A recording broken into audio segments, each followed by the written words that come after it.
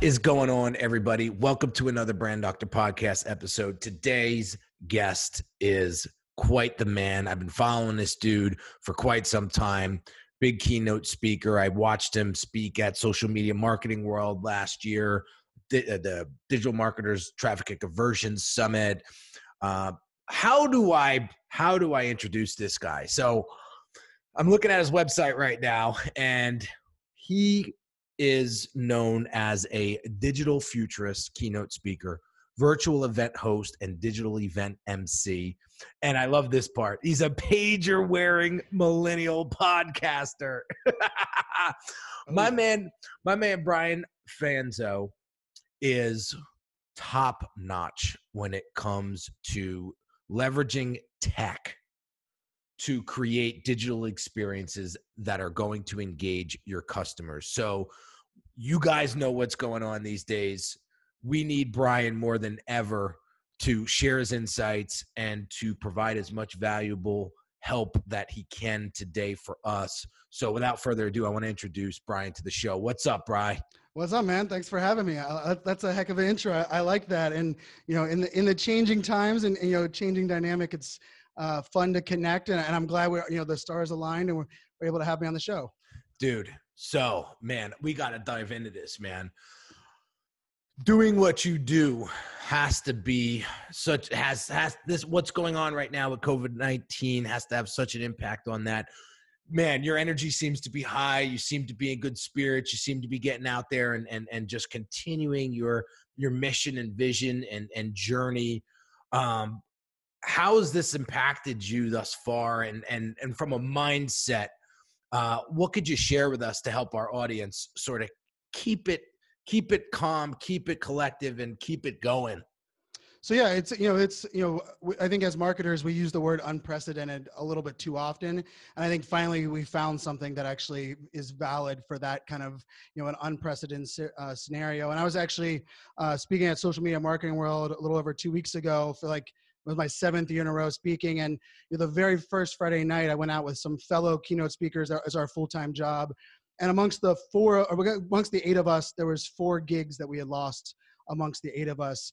That was Friday night. Monday of that week, we had a group of about 12 of us that were at the dinner, and collectively it was well over $1 million worth of loss. And for me, speaking is my full time. I had 14 gigs that were booked over the next 90 days, and 13 of the 14 were canceled.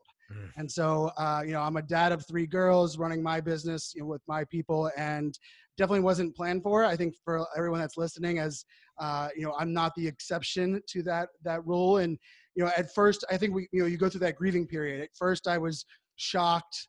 Then I was upset and frustrated, and then you're like disappointed and kind of figuring out what this all means. And then for me, one of the things that I always say, I wake up happy, I go to bed happy. I finally found a career that, my mom always jokes that I came out of the womb talking. And so I finally just have a job now that lets me talk for a living, which, podcasting and speaking. And part of that to me is always trying to, not really ever having to feel like I have to be the expert, but trying to change someone's perspective or mindset, or just provide a new perspective on what's going on. And so, interestingly enough for me, my speaking business was grown through live streaming and digital components. And so my background was in cybersecurity for the Department of Defense. I actually worked for the DOD, 3 trips to Iraq, 2 to Afghanistan. I've been to 76 countries. So I did a lot of really cybersecurity training initiatives and helping branches of the military collaborate. And then as I kind of grew out of that role, and I was working as a role as a technology evangelist, it's when I started speaking. I started investing in my personal brand, started leveraging social media. But it really wasn't until live streaming came out, Meerkat came out at South by Southwest back in 2014. And I always like to say, I got labeled as a live streamer, but live streaming was just the medium for me to convey my message my way. I talk fast, so those podcast listeners, don't listen to this at 1.5 speed. I sound like Mickey Mouse. Like it's pretty bad, right? It's like anyone that's like turns to my podcast the first time, like what? But for me, like live streaming happened at South by, and I just happened to, a week before I was in Barcelona, and someone had messaged me and said, hey, try out this app. So I had a little bit of a head start, but I remember like I got out of an Uber and 12,000 people were watching me walk the street live from my phone in Austin, Texas in 2014. And so, since then, I've done a little over 3,000 live videos myself individually. I've worked with a lot of big brands, IBM, Dell, SAP, the UFC. I helped launch their very first Facebook Live, their very first Instagram stories. But, as I, look at that whole thing, like for me, so much of that was helping them convey their message. Because that's a big piece for me, is getting people to understand the importance of putting yourself out there. And, I'm a .com, not a .org. For me, everything about social media, everything about, that we're doing is about business. I'm a business, focused person in that sense. And so for the last couple of years, I've been using digital and these mechanisms to grow my speaking business. I've been doing about between 60 and 70 gigs a year for the last 3 years. And most people, you have to have a book. Most people, you have to have a bureau. Most people, you have to, I didn't have any of that. And part of it was when people told me I had to have that, I was like, oh, I'll prove you wrong. But on top of that, I really believe in the power of digital to shrink the distance between us and the people that we're trying to reach. And, for the last 9 or 10 years, we've actually been using it to do the opposite, right? Like we're like, oh, well, we don't want people to call us or come to our store. We'll go to our website. Then we're like, well, we don't want them to fill out a contact form. Let's just send out email newsletter so we can blitz them with a newsletter, right? Like we kind of were using all these tools. But if we think back before digital social media, if we would have told people that you could reach 10 new people every day for your business, we would have signed up for that for the rest of our lives. But weirdly, we flipped the digital switch and we could reach the world. And all of a sudden we wanted to go viral. We wanted to reach everybody. And so I think the way that I look at the coronavirus and where we've kind of come at this is that this is a drastic shift, right? I deployed at the data center company I worked for in 2013, I deployed a social selling initiative there that was massively successful. But it was more of like 20% of our audience was digital, 80% were still offline events and handshakes. And all of a sudden now, there's no choice. Everybody, working from home each day, it's more of a lockdown. And so when I look at this, I'm an optimist to begin with, and I think that's partially why we connect in that way. Part of me has always believed in what I call digital empathy. Like I firmly believe that digital, when we use it correctly, we tell our story, our authentic stories, we demand transparency and vulnerability. We can connect with our tribe. It doesn't matter where you live in the world, you can find your people. But at the same time, trying to get people to realize that when right now, we say that we're the most connected generation in the world, yet we have more loneliness, more suicides, more people feeling isolated. And part of it to me is that, we've always had fake news and bad news. Well, right now we have fake news, bad news, and corona news, right? So like it's even more filtered. And I've always believed that until we have great people telling the great stories, it's the only way we can defeat it, right? Because right now we're giving all of our attention to these different mediums. And so interestingly, as I came through that grieving period of the coronavirus and this whole piece, the thing I started to realize was this is our place. Like this is our centering for us to come back to the realization that we are far more alike than we are different. And if we can all just kind of bring that back to the world we're at, where the virus isn't picking and choosing based on race or religion or where you live. And if we can start to say, okay, well, now how do we move forward together? And how do we start telling the stories about the great people doing all these humanitarian things and, the grocery store where someone's, helping out other people?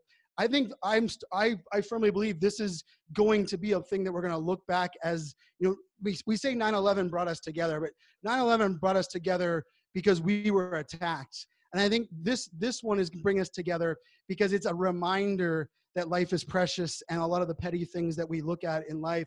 And so that's where I'm focused. I will not sugarcoat it. There's bad days and good days, right? And, some days I wake up and I'm not feeling it. And I think that's okay. And I think as we start being more transparent and more vulnerable in this world, that we don't know what the new normal is because we haven't even got out of this, crazy escalation.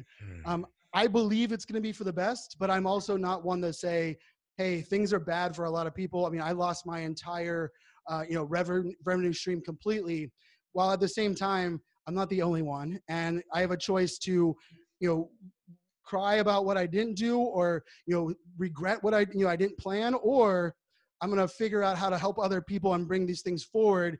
And together we'll figure out what this means moving forward.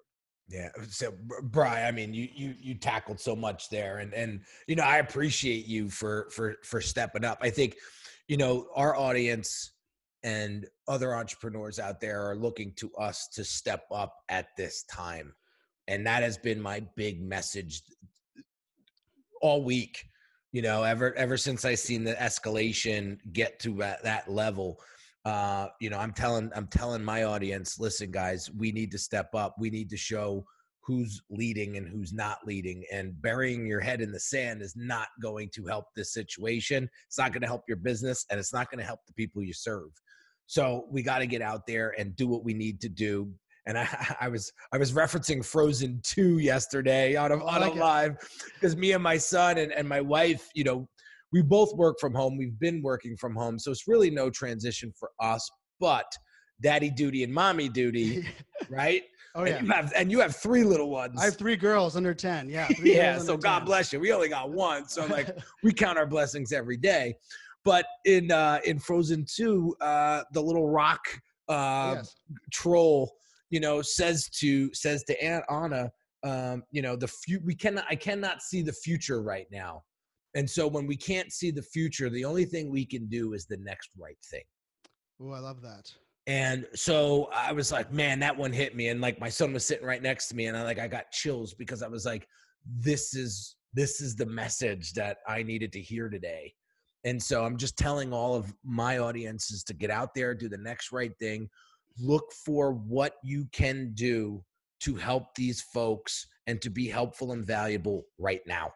And I love that. And it's also, finding inspiration in places you might not have normally looked. Like, I have Frozen blankets all over my couch. So I'm all in on Frozen 2 and Frozen.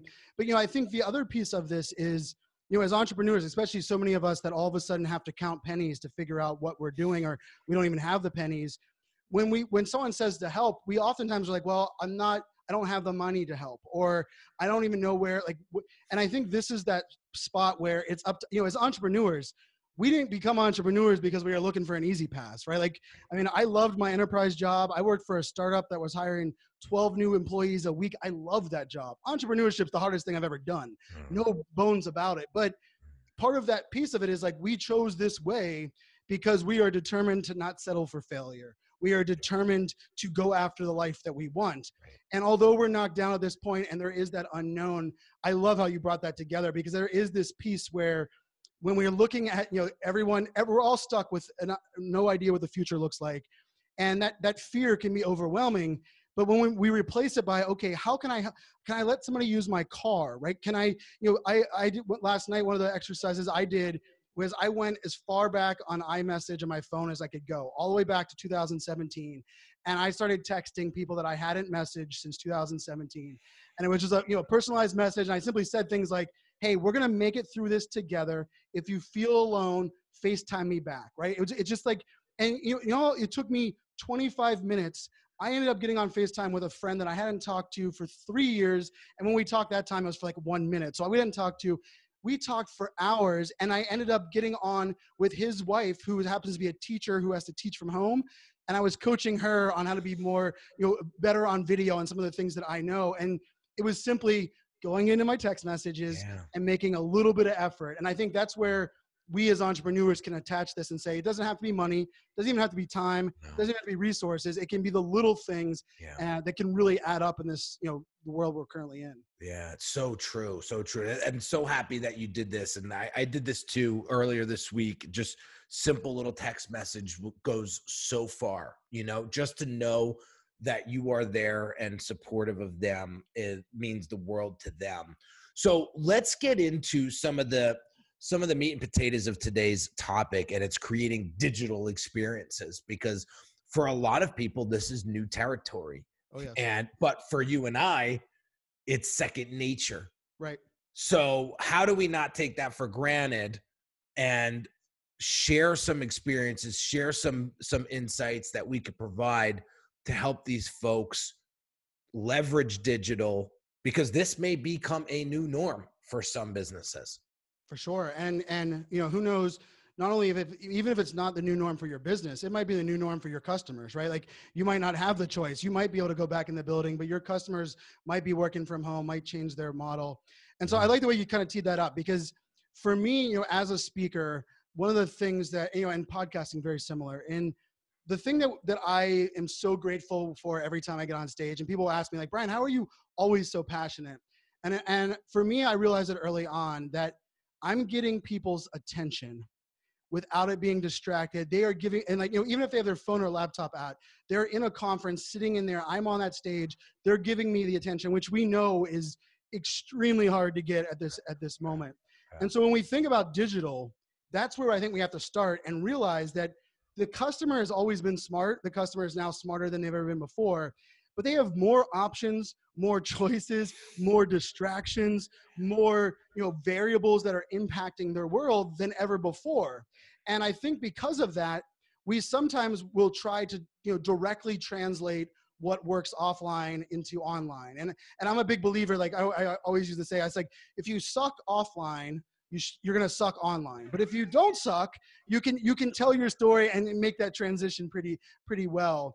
But I think, one of the things that I think we in the digital space start to realize is that, maybe we're not as important as we seem. One of the other things about it is when we do get that attention, someone does give us our attention, we have to value that. We have to understand that. And then there's other pieces of it in this, especially in the current landscape of digital, is that when we start thinking about, the ways that we can connect and provide value, I always use the reference, use a movie reference, I'm gonna go one, The Field of Dreams, right, with Kevin Costner. The tagline is pretty simple, right? If you build it, they will come. And in the digital space in 2020, if you build it, nobody is coming and nobody cares, right? Like they don't care you launched a new website, a new Instagram account, new podcast. It's our job in the digital space to go to where our community is and have the conversations there. Not even just go there and send them back to your website. Go there, provide value, have conversations, and then that connection drives them to your website. That kind of throws the relationship a different way. And so that is a little different for those that have been completely operating in the offline world. The other piece of it is, and this is where, Press the Damn Button, which is the book that I'm just finished writing. Hopefully it'll be out by the end of the year. And it's one of my talks. That whole piece of Press the Damn Button is that I firmly believe we all have a story to tell, and it's our job to tell it. But I was born and raised in Pittsburgh, Pennsylvania. My dad's blue collar. And he always raised me like, hey, you build trust. Your name is bond. If you say you're going to do something, you do it. And you let your work do the talking for you. The first three of those are still gold. They work. It's still everything. But the fourth one, the news is now, if you were waiting to let your work do the talking for you, there's people selling unicorns and rainbows and are full of crap that are drowning you out, and you will be out of business. And so Press the Damn Button is like my call to action that says, I know it's weird talking about ourselves. I know it's odd to put ourselves out there. Like, why do I got to talk about some of these things? Can't they just see the great work that I'm doing? And the answer is no, because it's so noisy, so many distractions. But I do believe that the more great people that are telling great stories, the more that's going to bump that up. And the fake news, the frauds, they're going to start disappearing. And I think that's the most exciting part for me. But we do have to remember this distracted digital consumer has so many options and so many things going on. Sometimes we have to get creative, and probably most importantly, we have to go to where they're at, not expect them to come to us. Right. So to get a little tactical here, what are some ways that we can do that? So one of my favorite things, if you're going into digital now for like, and this is really new, not in the sense of like you didn't have a website and stuff, but like, it's definitely a new transition. One of the things that I think is so underestimated in digital, especially, I do a lot of work with the under 40, millennial Gen Z crowd. I'm that pager wearing millennial, which just means I was born in 1981. So I'm right on the cusp. I called myself that because I had a pager, and someone told me one time that every millennial was born with an iPhone in their hand. And I was like, no, I had a pager. And the person was like, so you're a pager wearing millennial? And I kind of just ran with it since. But if you look at this this world we're in today, and the generation side, one of my first tactical things to do is, if you're new to this, own that, right? So you have your email list. Why not send out an email and simply say, hey guys, I'm getting into this digital space. Would you reply to this email with the social media network that you would enjoy consuming my content first? Right? Because that's a question we always hear. Which channel should I spend on? I don't know where my customers are at. In this day and age, a brand or a business asking the consumer what they would prefer it's gold, right? Because we're like, wait, they care about us? They care enough not to flood us with things that we don't want.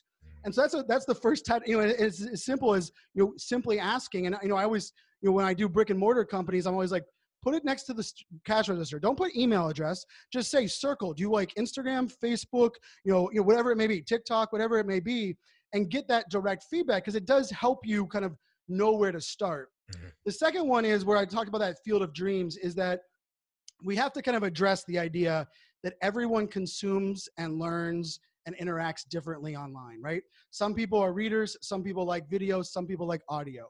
For me, I was diagnosed ADHD at 31 years old.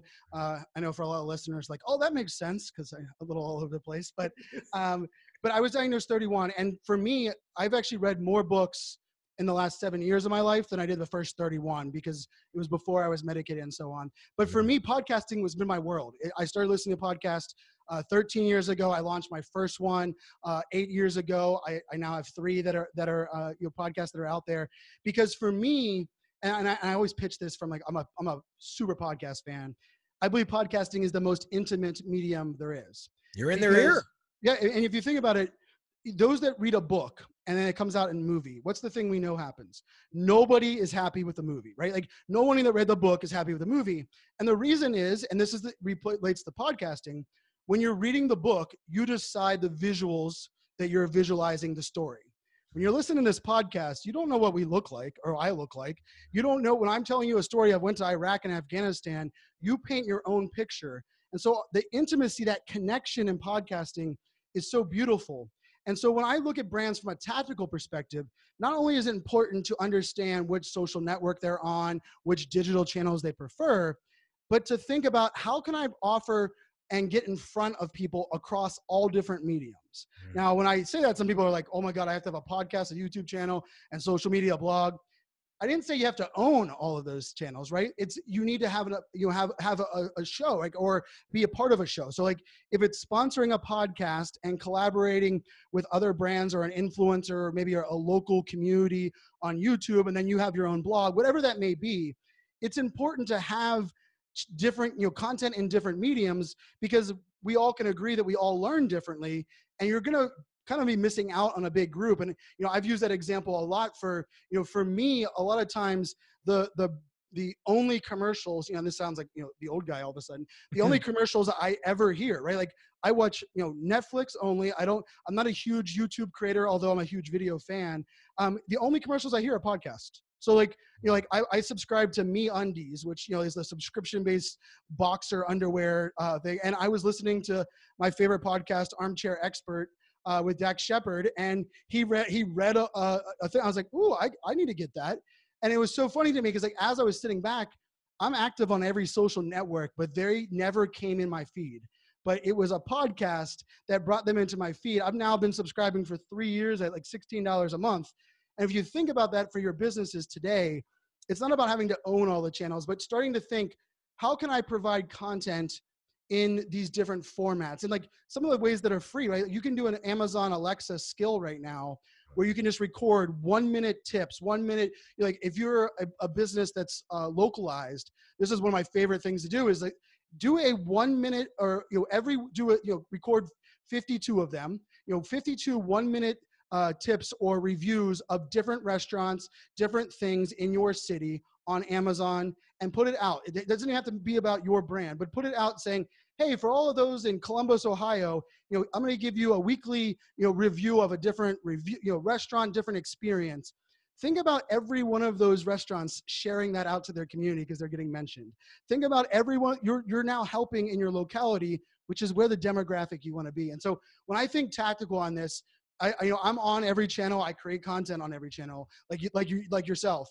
but it doesn't mean you need to be there for our clients, but it does mean we have to be strategic in the sense of, well, hey, Brian, I thought millennials were on, Instagram. I created an Instagram account. Nobody came. Well, that's not really the way it works in the digital space. And that is it's a difficult transition. And I would argue some people were talking about like, oh my God, podcasting listeners going to go way up now that everybody's home. And I kind of counter that in the sense of like, now that we're home, we also have a TV distraction. Our kids are out of school. So it's even probably more important right now to really hone in and say, how can I provide that message? And it could be on that same email, right? Like, hey, what's your favorite social network? And if you had to consume content from us on a weekly basis, which channel would you prefer? And maybe they pick email. Maybe they pick, we would love a video series, on Facebook Live.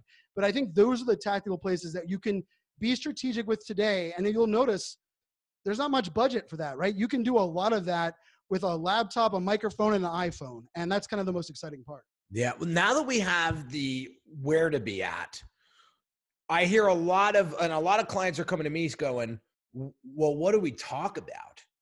Right. And so relevancy is huge right now. I stopped 2 weeks worth of content from going out. Oh yeah.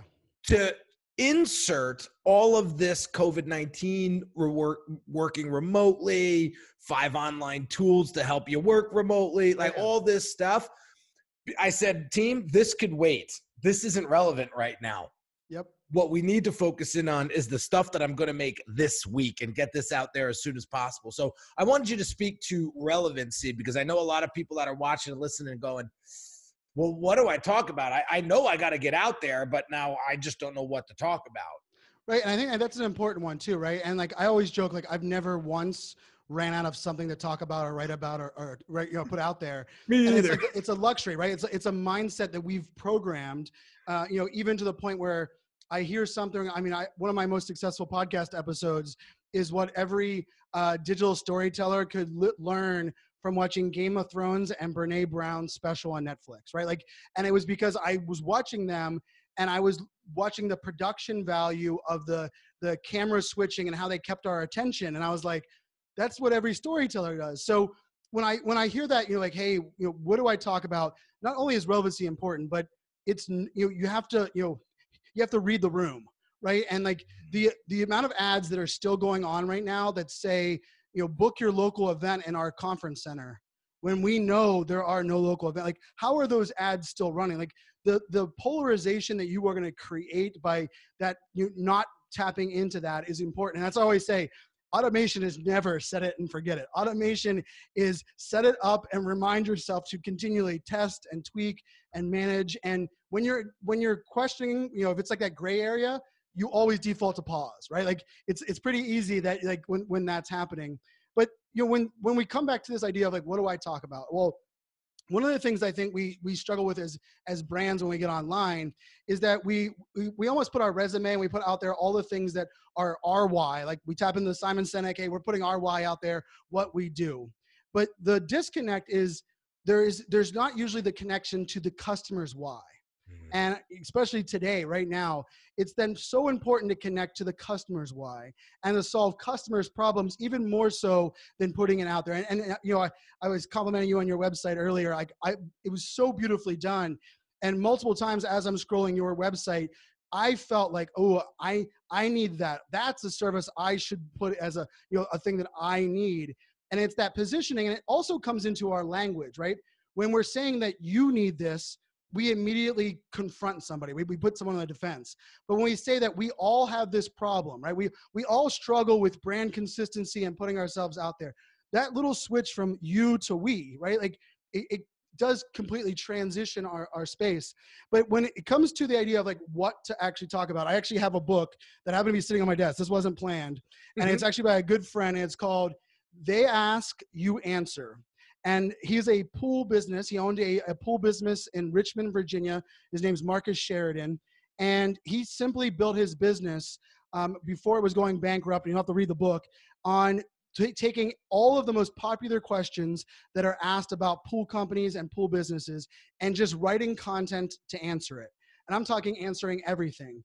And he went from a pool business that was going out of business to the authority on fiberglass pools, to the authority on all of these topics, to the point where he was even reviewing his competition and sometimes even, giving his competition a better grade than himself on his own channel, because he understood, hey, if they're on my channel and they realize I'm that honest and they're coming down to a decision. And so it's a great book for this idea. And it's kind of simple to say, like, just answer the questions that your audience asking. Well, some people are like, well, they're not really, you're asking. There's a couple, some really good tools out there. One of them is askthepublic.com. Great resource. Put in just your general topic, or I even like, not even the general topic, put in the persona, like the job of the persona that you're trying to reach.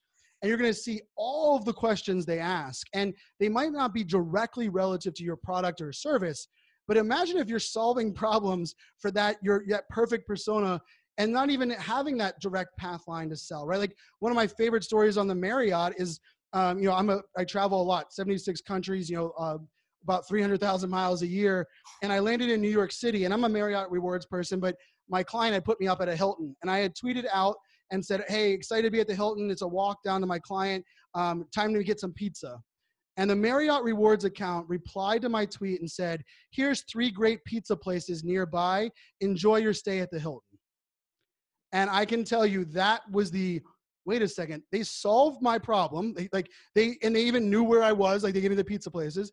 And then they didn't use like a next time stay at Marriott. They didn't use from that day on, I was like, I am loyal to Marriott to the end of the earth. And so in your brand, if you can think about those things, right? And I will say I reached out like a year later to their team and said, like, how did that happen? And they're like, oh, well, we tell our hotel teams to be listening for the freight in New York and hotel, or New York and check-in on social media. And if anyone's checking in and we think that we can, provide value, we're going to do it. And I was like, just think about that. Like, just that little bit of listening turned me into a loyal customer and loyal fan. And I wasn't even staying at their property, and they didn't even have to pitch me to do their property. So I think that's a good spot. The other thing about it is, sometimes we think when we're going on digital that I always tell people that, there's a camera on the front and on the back of your phone, right? And part of it has to be, if we're, I try to get people to get on video all the time. And I know video is scary, and breaking news, 2020 is the year of video. Next year will also be the year of video. The last 7 years have been the year of video. But when I talk about video, like, it is scary for everybody. But what I tell people is that it doesn't mean you have to be telling the story from your point of view, right? Customer testimonials have always worked. They're beautiful. Like, on your website, I'll give another shout out, like, scrolling down, and I see the names that I recognize from our industry, thought leaders in our industry. But not just the names and a testimonial, but I can mouse over, the video plays in line. It doesn't open me up to a YouTube tab. And I watch a testimonial from Russell Brunson, who's a mutual friend. And I sit there and I'm like, you're bringing the testimonial, that content, to where I was consuming, right? Too many people, we bury the great stuff on the about page on our website, right? And like, how many people go to the about page, right? Like, it's not the most trafficked page there is. And so one of the things that you can do is, if you're not sure what, hey, what content should I be creating? Reaching out to one of your customers and saying, hey, I'm just curious, what can we write about what what you're going through and how our connection has worked, right? Like, putting the spotlight on others. And I can tell you that's like a big theme for my talks. The big thing that I'm working on is that we have to be more transparent and vulnerable and own our story ourselves while shining the spotlight on others. And it is a little bit of a mind shift, but those are some of the tactical ones. And, and the other piece of it is, don't be afraid to look at your competition. And even if they wrote a blog that you think is really good, what can be your twist on that, right? What can be your individual take? Because I think we forget, like, in the offline world, when we think about competition, it's like us or them. In the online world, more often than not, we're doing research for a longer period of times.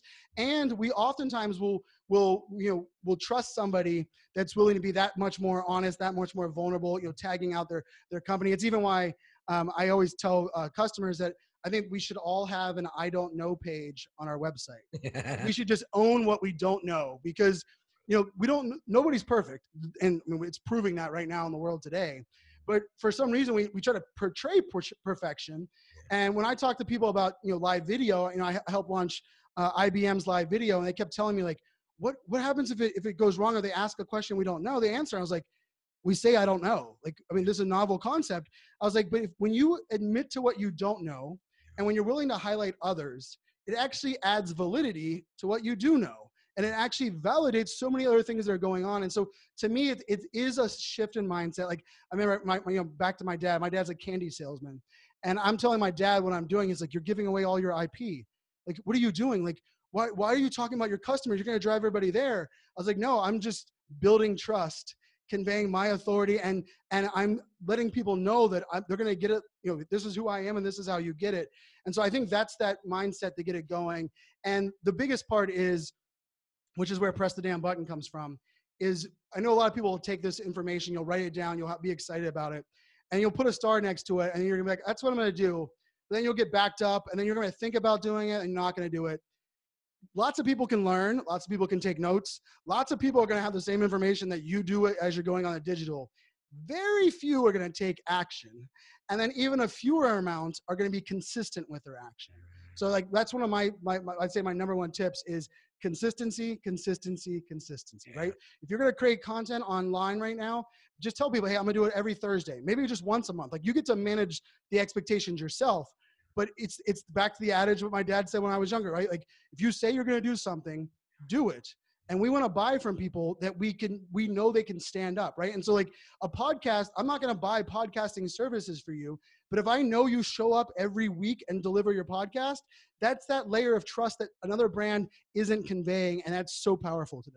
Yeah, that is so awesome that you bring this up.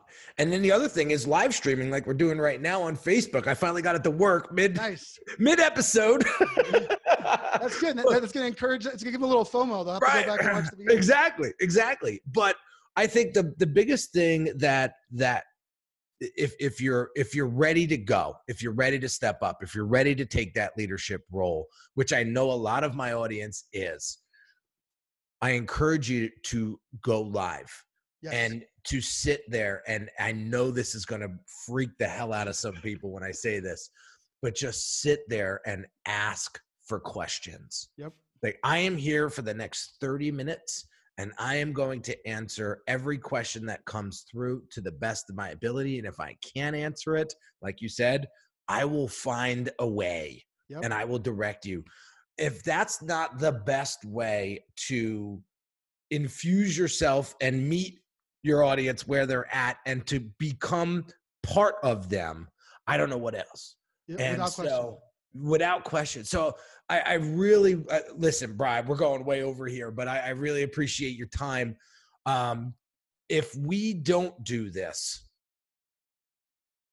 what's going to happen?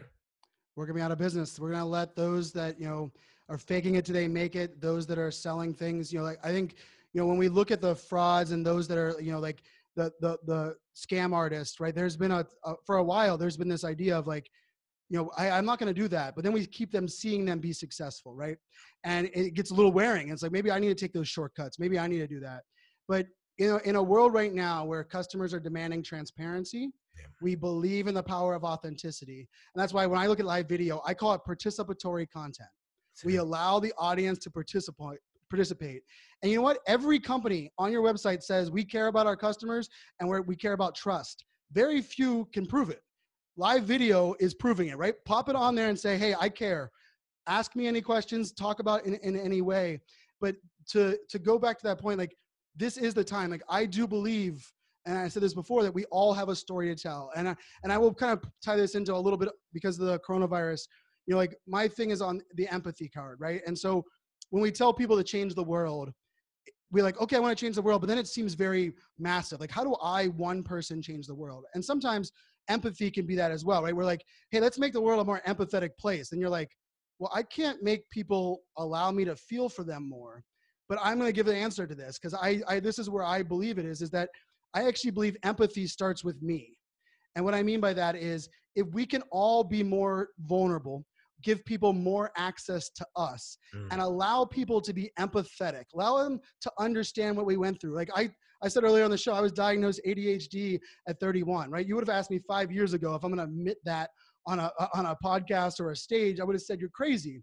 But the amount of people that are like, oh, I went through something similar, or I can relate to that, or, we're both parents. We were talking about Frozen 2, right? Like, think about that element. And so my challenge for everyone out there, every entrepreneur, is that I firmly do believe the world's made up of great people doing great things. And it's up to us to tell our authentic story.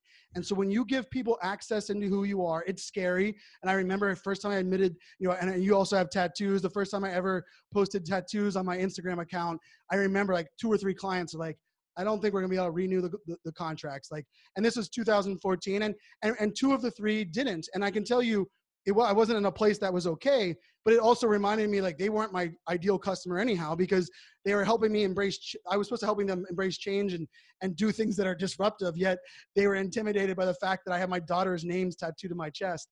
But I think that's the interesting space we're in now, is that we relate with people based on our vulnerabilities more so than we do on our superpowers. Yes. And so that's the adage where I'm gonna challenge everybody: start trying to find ways to let people to be empathetic towards you. Let them walk in your shoes. Give them a little bit of your stories. And we love those stories, right? Like the undercover bosses of the world, like all of these things that we, this is the journey. Even your hero story on your YouTube channel, because I was doing my research, like hearing your story and like the path and how it connects to your purpose and your vision, that allows me to be more empathetic, to understand who you are and what you stand for.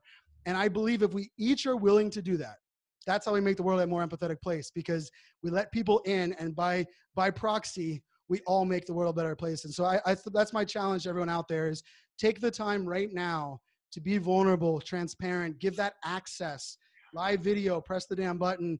And, we as a world need this right now, as you started off the show, but I think even more so, we each need it for ourselves, right? Like we can feed off of each other, but it's also like a great reminder of like, hey, the world's much more alike than we are different. And, together, I think we can make it a better place. Brian, I can't thank you enough, man, for dropping bombs. This was fun. This was a lot of fun.